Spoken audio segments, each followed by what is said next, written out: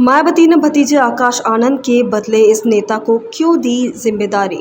उत्तर प्रदेश की पूर्व मुख्यमंत्री और बहुजन समाज पार्टी प्रमुख मायावती अब अलग मोड में नजर आ रही है। करीब एक दशक बाद मायावती फुल एक्शन मोड में है।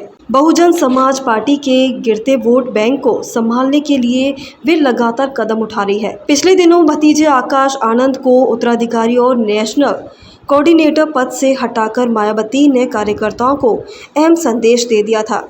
अब पार्टी के लिए जमीन पर काम करने वाले नेताओं को बड़ी जिम्मेदारी दी जा रही है। राजाराम को नेशनल कोऑर्डिनेटर के पद पर आसीन किया गया है।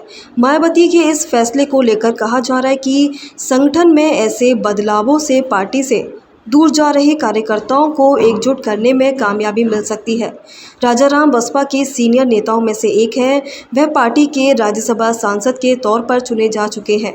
2014 से 2020 के बीच वे राज्यसभा सांसद के तौर पर कार्यरत थे। 56 वर्षीय राजाराम स्नातकोत्तर तक की पढ़ाई कर चुके हैं। मायावती ने उन्हें दूसरा नेशनल कोऑर्डिनेटर नियुक्त किया है। बसपा सुप्रीमो ने उन्हें उनकी जिम्मेदारी के बारे में भी बता दिया है।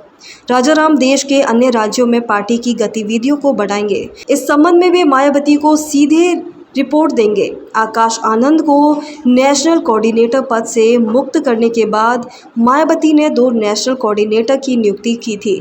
इसमें आनंद कुमार और रामजी गौतम शामिल थे। हालांकि आनंद कुमार के पास पहले से अधिक जिम्मेदारी होने के कारण उन्हें इस पद से मुक्त कर दिया गया। अब रामजी गौतम के साथ राजाराम भी इस पद पर प्रतिनियुक्ति किए गए हैं। इसे मायावती के प्रभारी कदम के तौर पर पेश किया जा रहा है। मायावती ने पार्टी पदाधिकारियों की बैठक की कार्यकर्ताओं को बड़ा संदेश दिया है। उन्होंने कहा है कि अगले 5 माह यानी सितंबर तक बूथ स्तर तक कमेटियों का गठन कर लें। अगर आप बहुजन समाज पार्टी की सरकार 2027 में बनाना चाहते हैं तो ज़मीन पर हमें मजबूत होना होगा।